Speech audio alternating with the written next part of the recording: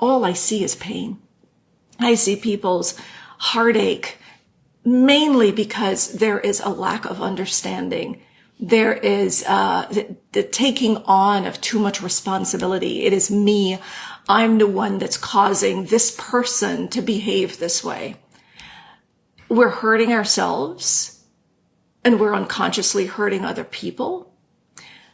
And it's causing a big divide. Even influencers like me are on social media demonizing a group of people. Why? Because we don't understand them. We all have suffered some sort of trauma. It might have been a big T trauma or a small T trauma. And trauma is not the way textbook says it is. It is how we perceive an experience. And that's scarring. And we want to see that each and every one of us, we're all suffering, whether you could see it on the outside or not. We're all struggling with something or the other.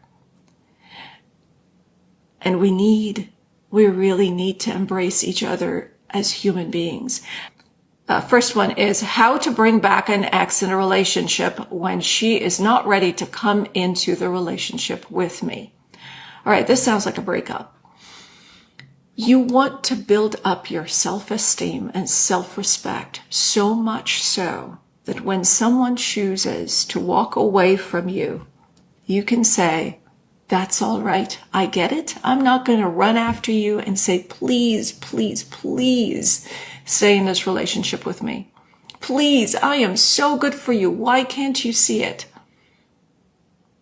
We don't want to beg people to see our worth. We want to see our worth and know that I'm not going to put myself in a position where I'm begging you to be in a relationship with me, regardless of what that is. If it's a friend and that friend's not reciprocating, meaning you're always the one who sets up meetings or meeting places, you're always the one to search for the restaurants. You could do one of two things, and I've had this with a really dear friend of mine. I recognized that she was always the one organizing where we met. Like she will go and do the research, and she's really good at it, and what restaurants we were going to go to. And I remember saying to her, I said, look, I know you've got a lot on your plate, and I recognize that you have been doing this all the time. I'm open to helping, I'm open to helping. I could send you suggestions, and then you look at it and you zero in on something that you would want to go to as well. And she didn't realize that she was always the one to step in. She was always the one to suggest. And she said, I thank you so much because I didn't notice that I was over giving when I have all of these things going on. Now, she's not an anxious attached. But I know the anxious attached generally jumps in to help. What you can do is say, hey, I am really swamped right now. Do you mind helping me to find a place? And if they don't, if they make an excuse, then that's not a friendship. And I know it's heartbreaking. I know it is heartbreaking to be so close to someone, you share everything with them, and then you start to realize that, wait a second, if I'm not the only one pouring into this relationship, it's going to end. Now, when you realize that, if you keep pouring into the relationship, what you're really saying to yourself, that person, the rest of the world, is that you are willing to neglect yourself because you are terrified of losing that person. In other words, you are willing to suffocate yourself, to shrivel up slowly and let your spirit die, because you would rather water them. You would rather put all of your energy while you dry up out there into this human being. And that's the thing that builds resentment and self-guilt. So if you've gone through a breakup and that person is saying, or you know, they don't want to get back into a relationship with you. Learn to find your value and your worth. And how do you find your value and your worth? Get a pen and paper. I will always advocate for a pen and a paper. I don't care what AI does. A pen and a paper. Your brain processes things differently when you're writing them down. So write a list of qualities you have and that you admire about yourself. You're giving and you're kind. You're trustworthy, you're compassionate, you're thoughtful, you're loyal, you're faithful, you're a good listener, you're a good friend. You show up for people when they need you, so you're compassionate. Write that list. And on the other side, you write a list of things that you don't quite appreciate about yourself. You don't quite like, things that you want to change. And you start working on that. And as you work on that, what you're also doing is telling yourself that I also, on my plus side, I work on myself. I'm constantly elevating. And when you could really get a grip of who you are and fall in love with that person that you've got on that list, I mean, when I say fall in love with yourself, you fall in love with yourself. You could look at yourself in the mirror and you say, oh my gosh, you know what? You're a good looking person. You look great today. You had this wonderful experience of just listening to this friend. You're really amazing. When you could really fall in love with yourself and compliment yourself the way you compliment your partner, that's when you will not be able to tolerate someone treating you badly, someone neglecting you, someone not. Hang on, I want to be careful here. Someone making a decision for themselves that they don't have the capacity to meet you in a relationship the way you want to be met. Okay? But you've got to find your worth and your value, and you cannot do that through someone else. They can't tell you anything. And I'll tell you the thing about validation, seeking validation from someone else. You're not going to believe it. They can tell you how amazing you are over and over and over. And it's going to feel good for a second or two. And shortly after, you start to wonder, why are they being so nice to me? Why are they saying this? Are they hiding something from me? Are they cheating on me? What is the manipulation here? So it doesn't matter how much a person tries to validate you. They're not going to get anywhere. You have to be able to say, when someone comes up to you and say, you're such an amazing person, you smile and you think, yeah, I already know that. So it's not necessary. Your emotions are not going to be going up and down based on if they can validate you or not. So to answer this question, the shortest possible form I could, how do you bring back an ex when they don't want to come back into the relationship with you? You don't. You get about your life and you let them be, because they just choose not to have a relationship with you. Don't beg. Have some self-respect. It's confusing on what to do when someone comes back after 1 or 2 weeks. How do I respond? You respond from a place of boundary and empathy. I rally for both empathy and boundary. Empathy is you did what you did for your preservation, your survival, your reasons, whatever was going on in your mind and your body, whatever struggles you were going through. I don't need to understand it, but I suspect that's what was going on because I don't have a clear explanation. That's the closure I'm going to give myself. So I'm going to empathize with you. You've got your struggles. You chose to shut down, to leave, whatever you did for a week or 2. But now that you're coming back, even though I can empathize, I can have boundaries. Boundary is sort of empathy that you have for yourself. It comes from the empathy you have for yourself. The boundary is, a lot of us misinterpret boundary. We think it's speaking. We think it's telling this person, don't do this. I don't like it. If you do it again, that's really a threat.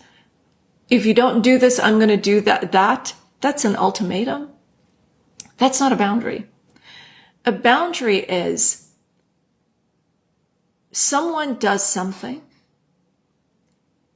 and you say, this thing was done, I don't like how it feels. And truthfully, I mean, I know I'm saying this to you. I'm suspecting that you're new in the journey of you, or you've been struggling.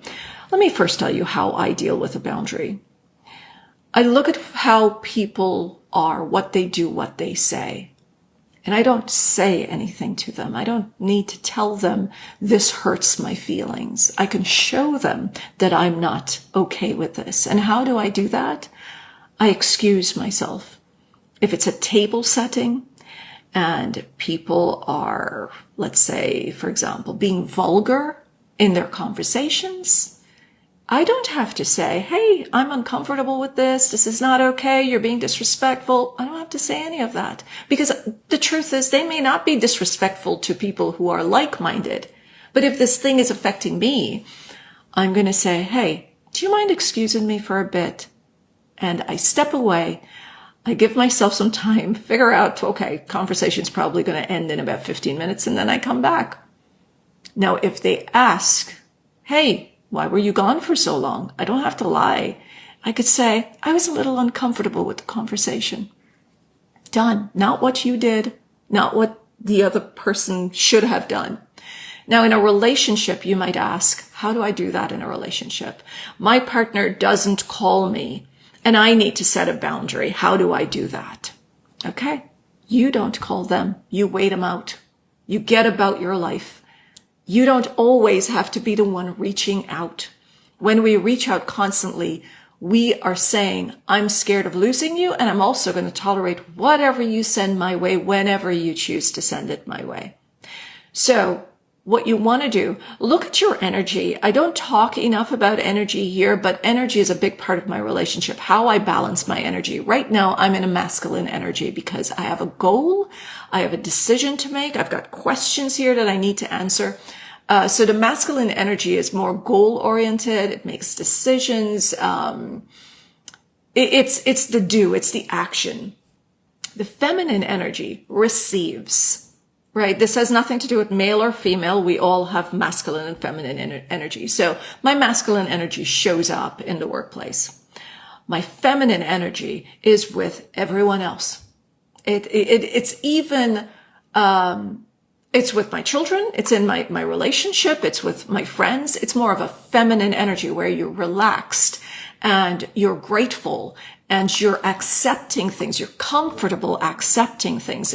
One of the issues with avoidant and anxious attached people is they don't know how to accept things. So how do you deal with it when this person returns? Is you set a boundary with yourself. The feminine energy does not chase. Right? The feminine energy receives. So that means the person comes back. This person is from a female, and the energy thing is such a heavy topic. Let's talk about the female and the feminine energy just for a bit. The female energy gets diminished when a female, I'm not talking pronouns here. It's too much for this conversation. When there's a girl in the home and she had to take on the masculine role. When there was girl in the home and maybe her father did not take on the masculine role and she learned how to take care of herself. Now, that person can grow up to be either an anxious attached or an avoidant attached. Both of them learn to be givers and people pleasers, and they don't know how to set boundaries. They give and give and give until they build up resentment.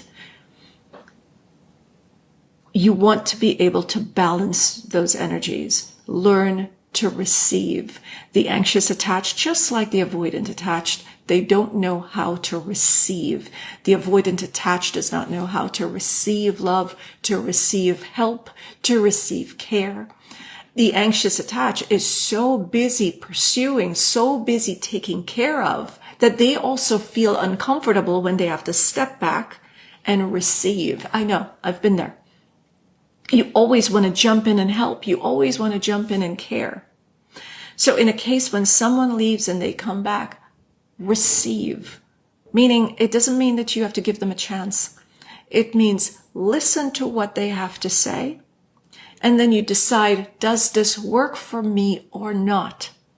The feminine energy decides on how does this feel for me? Am I comfortable? Am I happy in this? Am I at peace at this? Forget the happiness. Am I at peace with this? And from that place, the person makes a decision. I've been asked about how to set boundaries. There's a very, very easy way to know how you should know if you should set a boundary. It's a difficult task. The easy way of knowing if a boundary needs to be set is how you feel. Imagine a video game and you're in it, and in order for you to stay safe every time you're about to do something or get involved in something that's uncomfortable, painful, hurtful, there's a wall that comes up. Now, in real life out here, every time you're about to do something or say something, you're going to feel uncomfortable. That is the wall in the video game that just shoots up. Now, what that means is don't continue going forward. Pull back. The wall says don't go any further. Now, what we do is we ignore that feeling and we still go ahead. And then in hindsight, we say, oh, I knew I shouldn't have done that. How do you do that? You learn to pause. It is okay to say to someone, I need some time to think about this. I need some time to get back to you. I need some time to process this before I respond. And you have to learn how to say no. No, I'm not okay with this. A partner repeatedly changes their mind on going out with you. Stop making plans with them. You set the boundary with yourself. This does not feel right. How do I set a boundary? Well, I'm not going to allow myself to be in this position again. If you keep canceling on me, I'm not making plans with you. And the next time we make plans, let's say we're making plans to go to dinner, call me when you get there, because I don't trust it's going to happen. If I don't hear from you 3 hours before, I'm probably going to make plans. Okay, set the boundary with yourself. What are you going to accept and what you won't? You are the only one who knows about this relationship. And if it's confusing for you, yeah, it's natural to be confused about, it's normal for you to be confused about something like this because it doesn't work for you. There is how you know this is a boundary that needs to be set. Now, what will you do about it? The other thing about when a partner comes back, you have to learn how to slowly let them earn your trust. It's not, it's not, people will say, oh, well, we got back together and things went right back as it were. Well, if it went exactly the way it was before, then guess what? It's going to end the same way. The same pattern will repeat itself. And we don't want that. If you're going to have a relationship, if you've met someone and you're with them, every time something disrupts the relationship, you should be starting a whole new relationship. And what I mean by that is who you were before this disruption should not be the same person you are in the new relationship with the very person. You have to change, and this person's also got to do some changing. I had a question here, and I think it was a follow-up to what I just said. So how do you handle, before I get to that, how do you handle a long-distance relationship with an avoidant attached person? When we start thinking that a long-distance relationship is going to work, the ones that did not start in close proximity where the other person had to leave, the moment you start to get attracted to somebody who is not within your reach, that there is a clear signal that you are not open to having a relationship because you've already started to self-sabotage. You've already started to put things in place that's going to make it really, really difficult to hold this relationship together. So one, the anxious attached is going to start a relationship with someone who is far away. Why?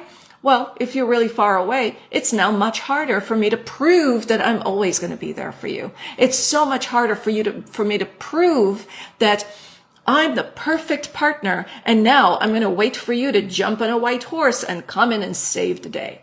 I'm going to constantly need you to validate me and this relationship. I need you to call me all the time to let me know that you're still thinking about me. I need you to keep proving to me that you're not out there seeing somebody else. So I've already made it an impossible case.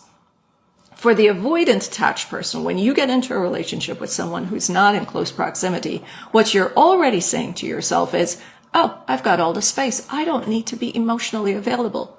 You see, we want to think that as an anxious attached person, we're emotionally available. You're not emotionally available if you're walking into a relationship knowing that it's not going to be an easy one.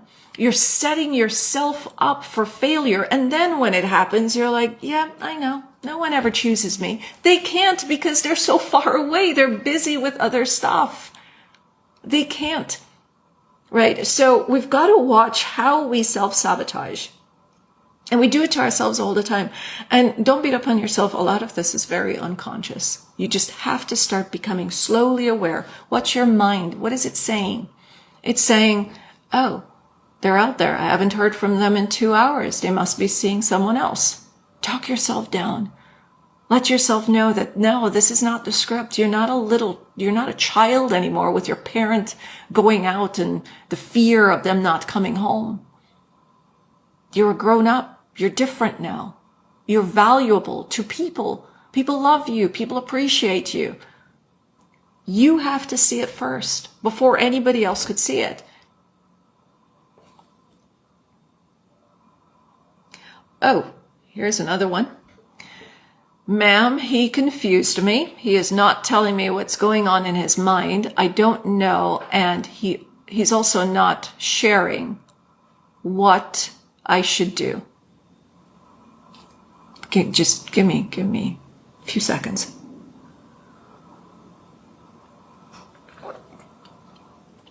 All right. Asking someone to tell you what's in their mind is kind of like needing to see their diary. And if they don't tell us, we get upset. We get upset they're not giving us their diary to read. And he's not telling you what you need to do. He does not get to tell you what to do. You are in control. Based on his actions, you know what's happening in his mind. You have a fairly good idea. An avoidant attached person who is interested in having a relationship with you will communicate. They may not come and communicate about the relationship, but they will check up on you. They'll say, hey, how's it going? They'll call you, have a completely different conversation, but that's their way of saying, let's move on. Now, those who are not reaching out, not responding, maybe they do want to have a relationship, but in that moment, they don't want to communicate. That is their choice. You now get to decide, does this work for me? Do I want to spend the rest of my life with someone who does not say, hey, I need some time to decompress? There are many, many avoidant attached people who are capable and who do communicate their need for some space. Are they capable of giving lengthy sentences and paragraphs to articulate exactly what their needs are? Not necessarily so. There are many people who are unable to do that. But they do hint. They hint how they feel. If they're in a relationship with you and things aren't going so great, they're going to reach out with a, hi, thinking about you. I hope you're okay. Did you see the news today? Little things like that. If they're not doing that at all, step back, give it a few days. Give it a few days for them to process and come around. And if they don't, if it's a week or 2 weeks, what you should consider is that this person does not have the capacity to meet you where you want to be met, to have some sort of a healthy relationship, at least for the rest of your life. And why I say some sort of a healthy relationship is because if it's a dynamic of an anxious attached and an avoidant attached, that's already not a healthy relationship. We have to meet the person where they are mentally, emotionally wired. We don't pick up a vase and it's cracked and it's broken and it's sealed up and we expect it to be able to carry all the weight that a proper, well-made vase would be able to carry. Does that make sense? You can't see something for what it is and then expect it to act a different way. The last post that I did, a part of it, one of the things that the girl was saying to her friend is, you're dating avoidant attached people and then expect them not to act as avoidant attached. Or you're dating anxious attached people and you're expecting them not to act anxiously attached. You want to be able to say it sooner. Now, I know the avoidant attached will say it sooner, but they still take a much longer time to leave, which confuses the anxious attached. Make the decision for yourself. What are you looking at? The reality, not what it used to be or what it could be. What are you looking at right now? And can I handle this for the rest of my life? You don't need someone to tell you if you should stay in a relationship and work harder or if you should change something about yourself. These are decisions you get to make by yourself. One of the most liberating things I've realized, one day I was just walking on the street and I suddenly realized, wait a second, I am not attached to anyone else. I'm on this planet, a beautiful planet, wonderful people. I'm not attached to anyone else. I get to choose if I cross the street, if I drink a cup of coffee, where I drink that cup of coffee. It was the most liberating feeling. I get to make the decisions that's best for me. And, consider other people, but you're not attached to anyone. No one gets to tell you how you should feel and how you shouldn't. You get to choose. You get to choose. And I know I'm going to keep saying this over and over and over, because I know when you're so locked into this anxious attachment cage, you can't see out of it. When I was in my 20s, early 30s, I didn't know this. I didn't know that, wait a second, I could choose. I could decide. I'm not okay with somebody treating me this way. I could walk away. I'm fine. I couldn't look back. I could not look back into the past and say, wait a second, I've been in other relationships. People do want to be with me. Why would I hold on to this person who treats me terribly? Why am I doing that? I couldn't even think that way because my focus was constantly on how to make this other person appreciate me and like me and show up for me. All of that changes when you stand still and ask yourself, wait, what do I want? What would make me happy? And can this person really give it to me? And yes, it's going to be painful to walk away. But you have to think of it this way. You either stay in the pain and accept it, or you decide, all right, I'm going to walk away and it's going to hurt a little bit, but I'll be okay. It is going to hurt either way. But it's either it hurts you for the rest of your life, or it hurts you for a short period of time, and then you get on with your life. All right, back to the other questions that you sent in. He says that he doesn't know if he can live without me, but says he's unable to connect. What should I do? Anyone who is dependent on another human being that much needs some time to heal. That is not, I'm going to use the word burden here.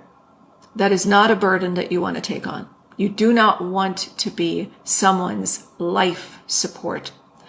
Someone who says, I can't live without you, can be a controlling person, because it can also translate to, I don't want you going out with your friends because I'm not going to be comfortable on my own. I don't want you going out to work because I'm not happy knowing that other people have access to you. It can be a controlling, jealous, possessive person. Anyone who says, I cannot live without another human being, is a person who needs to learn to live alone before they can get into a relationship. Or if they're in a relationship, learn to enjoy your own company. You don't have to be attached physically, emotionally, or energetically to your partner all the time to feel safe and whole. Yes, as human beings, we are wired for connection. We should not be wired for attachment. We don't have to be attached. Our spiritual sides, and we all have this, we all have that tingly thing that tells us it's right, or this feels really good, we're on the right path. That's what I call the spiritual side. That part of us does not need to be attached to any person or anything. Okay? Connection, yes. Attachment, no. We don't need attachments. My fiancé dumped me 8 weeks before marriage. He says we are not compatible. What should I do? I am so sorry. I'm going to change the tune for this particular one. Being in a relationship with an avoidant attached is a really, really tricky thing. The thing is, they want connection. We're talking about a fearful avoidant in this particular case. They want connection, but they're really, really scared of losing their independence. Now, a marriage is a massive commitment. It's a huge commitment. You're sharing space with someone every day, and you're committing to that for the rest of your life. Avoidant attached people, when they get married, it's very difficult for them to get out of a marriage because that commitment means a lot. These are people who are goal-oriented and they stay committed to their goals. So for them to actually walk out on a marriage or a relationship, it's not always easy. A marriage especially, and a marriage with kids, much, much harder. So to commit to something like this, there's so many things an avoidant attached person will take into consideration. Giving up their space, also depending on what the relationship was like before the marriage.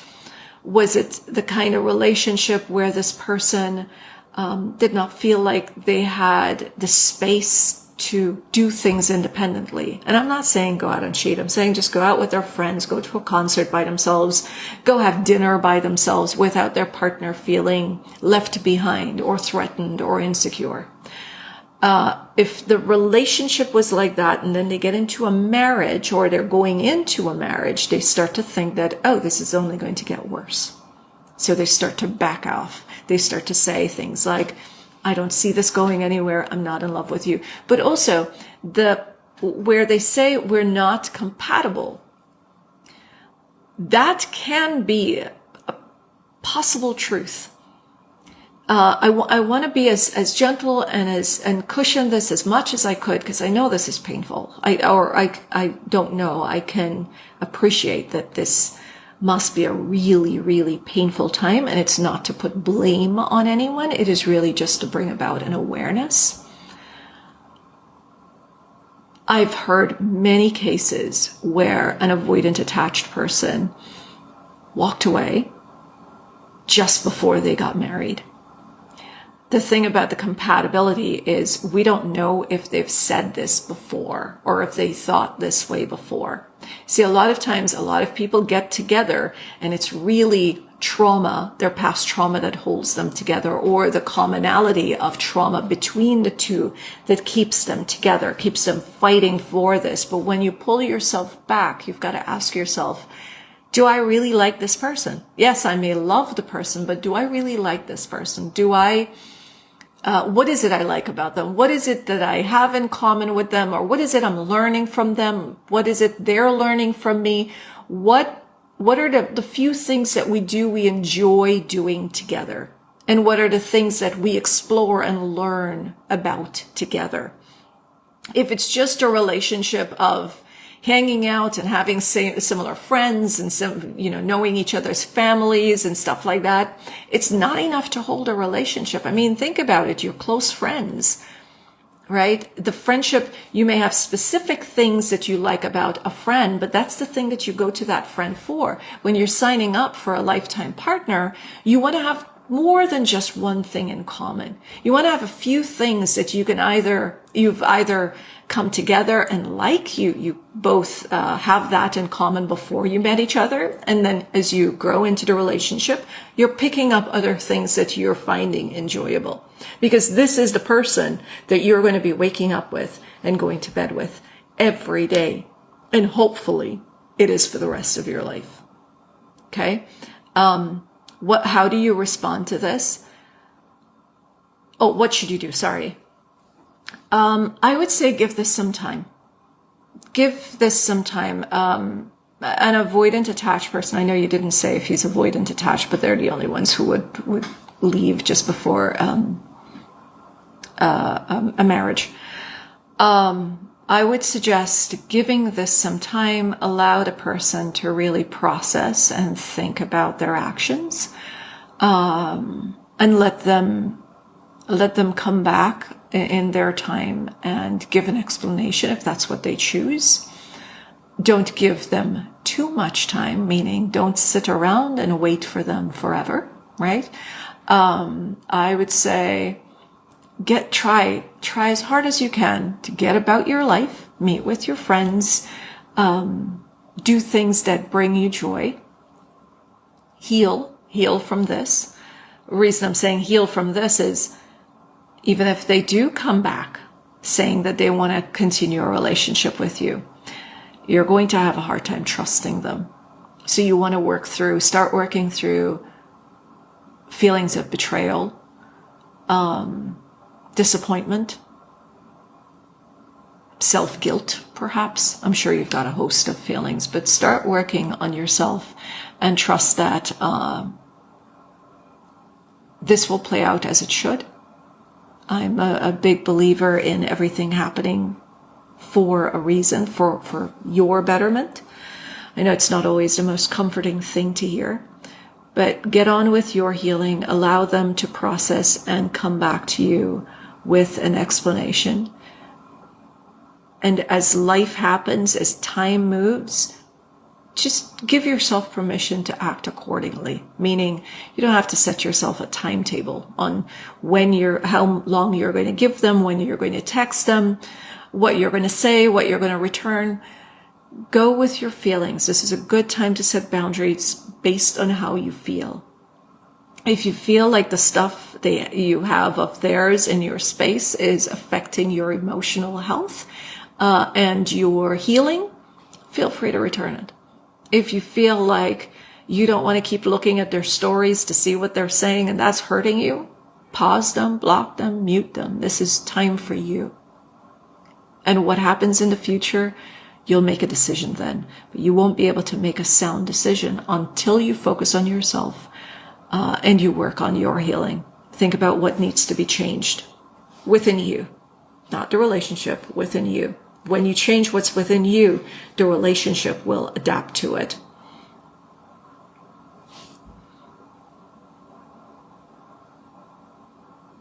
How can you tell why an avoidant attached will reach out after months of no contact? How can you tell why?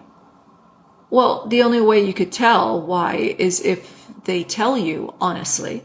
There are a few reasons they may reach out. They miss you. They have some regrets. They need an ego boost to know that you're still there. Focus less on why they're doing it and more on what you need to do for you and your peace of mind. If they've left you and they stayed in no contact for months, is this the kind of person you want in your life? Whether it's a romantic partner or a friend, is this someone that you can trust enough to have in your life? So focus less on what they're doing and what they're thinking. Focus more on what works for you. Why does avoidant discard in friendships hurt as much as romantic relationships? we love people differently. We love our friends differently. We love a romantic partner differently, but we love them nonetheless. And when they leave, we will miss them.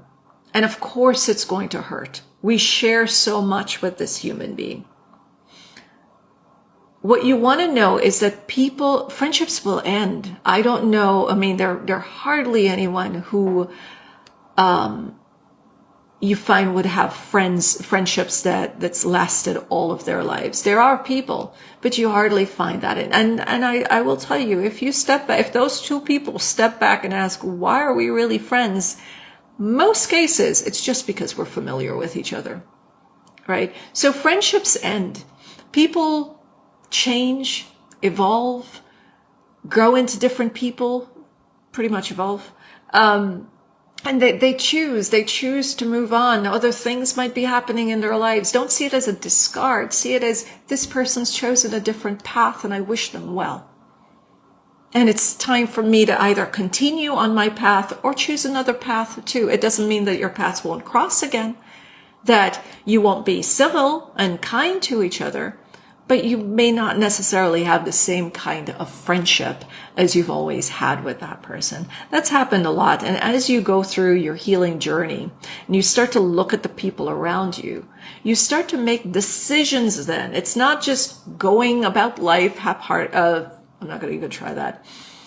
Going through life willy-nilly, right? You are going to make clear choices on who stays in your life and who needs to kind of take a backseat. It's not that you don't care about them. It's not that you don't love them.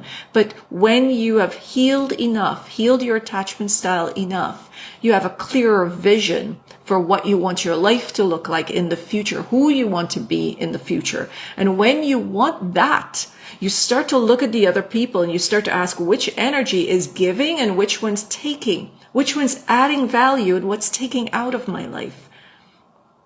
You know, that there are relationships in my life. I'll share my priority with you. In my life, my priority is I'm number one. Second on that list is my work, this, my purpose on earth, this. And the third, my children, my partner. Below that, my sister, really close friends of mine. Everyone else below that. Now, whatever energy is coming from the bottom, I need to make sure it's not affecting the other energies that's coming closer and closer to my purpose and then to me. Because anything that disrupts, let's say my kids, they have a friend who disrupts their life. I've got to be careful of that energy. I've got to talk to my kids and say, hey, you guys got to be careful with this energy, because that energy is coming to my kids, which is coming straight up to me. It's going straight to me, to my work. Actually, yeah. So you've got to be careful of the energies that's coming into your life. And as you evolve, your friends will fall away. The discard or the breakup with friendships, and I don't like to call them breakups. I like to just call them, we're moving in different directions. It's not necessarily a breakup. We're just moving in different directions right now. It is going to hurt because the dynamic you've had with the person, the relationship you've had with that person, it's no longer the same, and you grieve what you've had going in a different direction. You're no longer able to call each other and talk and chit chat and share all your stuff with them. And you're going to feel all of those emotions, sadness, anger, disappointment at times. You're going to feel the host of emotions that you would feel going through a breakup with a romantic partner. This here tells that you're more of a secure attached style person if you balance the relationships so well that they hurt equally. So it can also indicate an insecure attachment style if you latch on to people so tightly that it's hard for you to let go. So you've got to decide, which one are you at? Are you able to say, this person's on their own path and it's got nothing to do with me? Or are they choosing to leave me, which puts you more in an insecure attachment? I'll try to take one more. Let me try to take one of yours here.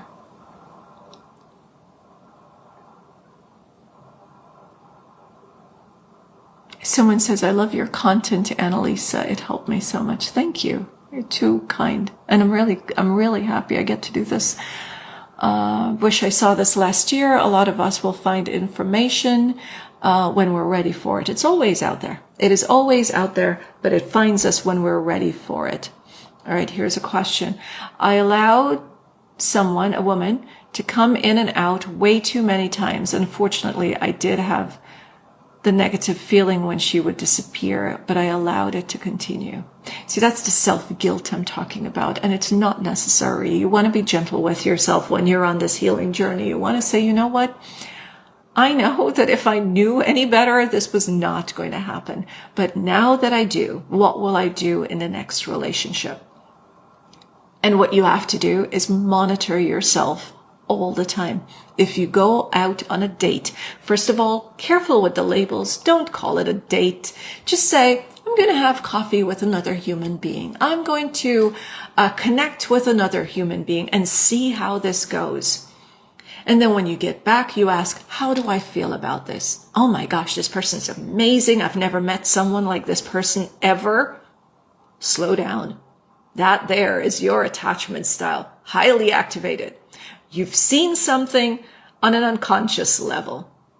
If you meet them and you're like, oh, you know, it's a nice person. I think I could hang out with them again. It would be nice to get to know them. Then you're more even keel here. This is where you want to be at. But if it's that excitement, oh, this person's amazing. I've never met someone like this. So much different than everybody else. I could see myself spending the rest of my life with them. That is an anxious attachment. Slow down. And it's highly activated. And what will happen there is you'll see the red flag and you start to make excuses. You start to empathize way more than you set any boundary. And that is the problem with the attachment styles. Too much empathy. Too much guilt. Guilt for the avoidant attached. Empathy for the anxious attached. I'm feeling guilty that I told them I wanted to see them and now I'm pulling away, so I have to show up, but later on I'm just going to run because this was not what I wanted in the first place. That's the avoidant attached. The anxious attached is, oh, but everybody struggles and this is just one mistake. I should give them another chance. And then you do that once, you do it twice, and next thing you know, you're doing it for 2 and 3 and 4 years.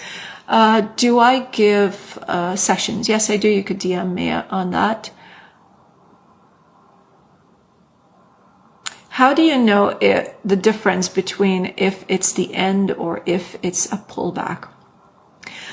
A self-aware, avoidant attached person will reach out within 2 days. They want to be in a relationship, at least 2 days. They may go an entire day, night without reaching out. The next day they'll reach out for sure. Some part of that day might be way in the evening, but they will. If it's 3 days or more, and there isn't anything like super overwhelming happening in their lives, like death of a loved one, job stress, that sort of thing, and there was a fight in the relationship, chances are they're waiting for you to reach out. Don't do that. Have your self-respect, right? Don't do that. Or they're trying to pull back and hoping that you would take the hint. I would say take the hint that this person is not capable of showing up for you the way you want. Not something's wrong with you. It's that they're not capable of sitting and having a conversation if they're choosing to leave the relationship. And that is not on you. Not everything is on the anxious or the avoidant attached. There are certain things we want to heal, and there are certain things that we have to accept that the other person needs to do some healing work. He broke up with me after a vacation, telling me he cares about me, but he doesn't love me anymore because he can't make me happy and I should look for another man. Whoa, that can show me love and care. I got that one. Oh, isn't this cute? My partner sketched it. He does these doodles. And I gave him this cup for his birthday. And I also have the tattoo. But I wanted him to sketch me this particular, let's see, there. And that's it's a letter in another language. It's an S. Cute, right? Oh, and butterfly. I love butterflies. Yeah. All right. I like this question because I get this a lot from clients or people who sign up for consultations. He broke up with me after a vacation, telling me he cares about me, but he doesn't love me anymore because he can't make me happy, and I should look for another man that can show me love and care. Now, this sounds like this person is upset. This happens. You're probably not going to like this. This happens when we are complaining or they're hearing us complain. Oh, you didn't do this. You didn't do that. Why didn't you do it this way instead? And they feel constantly judged. And then they snap and say, you know what? I can't be with you. I definitely can make you happy. Why don't you go with somebody who could actually do it? That kind of tone. That's how that comes over. It's when the person feels criticized, and they feel like no matter what they do, we're not going to be happy. And so they recognize that, all right, this person, they have needs that I can't meet. So it's best if they go find somebody else who can do that. And you know what? If someone came to me and they were, if my partner was to come to me and constantly complain, or if he, every now and again, he's like, oh, I asked you to do this, you're not doing it. I can't believe you didn't do it this way, or I can't believe you did. I would say, well, if you're not happy with me, why are you here? Go find somebody else who would make you happy, right? So we have to look at our actions, the whole context of things, right? Our actions and how it provokes. I'm not saying you deliberately provoked. How does it provoke a response? How does the other person feel? Empathy is being able to put yourself in that person's shoes, not to think like you do in that person's skin, to try to think the way they do in their skin. If I'm constantly criticized, think about it. Write it down on a piece of paper. All the things that you were not happy about on the vacation, right? It was supposed to be a nice, light, fun vacation. What did you feel did not go right for you? And you spoke up about it. And all right, if you heard 1, 2, 3, 4, 5 negatives, don't look at what was said.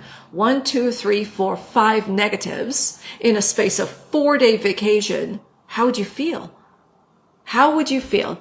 I asked someone this question recently, an anxious attached client of mine. How would you feel if your partner came to you and said, I really think you should work on yourself. You're really needy and clingy and you act so desperate. It's so cringe. How would that make you feel? Not nice, not good. It is not going to make you feel good. But yet we go to them, we're like, gosh, you're so cold and heartless. Are they supposed to feel good about it? Right? All right. I know I said I was going to take one more question 2 questions ago. It's months after our breakup. She flirts with me, but when I say we must go out, she has excuses. Yeah, don't ever tell another human being that they must do something. That's one thing. And if she's got excuses, maybe she's just enjoying the flirting, but does not want to commit to a full-blown relationship. That's something that you have to consider. Is this something that you want to live with? Or do you need to move on? Some people like to know that they can get the attention from you and there's that excitement, but they don't want to get into a full-blown committed relationship. You get to decide on how you're going to move forward. Remember, this is going to be on the podcast. The podcast is Decoding Attachment Style, and this is going to be up on Friday. Right now, there is a podcast on how to deal with ghosting that's up. That's the recent post. There's one important thing that I want to share with you. Ryan Hawley, who's a relationship coach, many of you know who he is. He and I had a discussion on the on narcissism and attachment styles and how they can be confused and what it is you need to look for. Ryan shared, his experiences with narcissism, avoidant attachment style. He shares his expertise there. It was quite an interesting discussion. So head over to my YouTube channel. The full video is right up there. Until next Wednesday.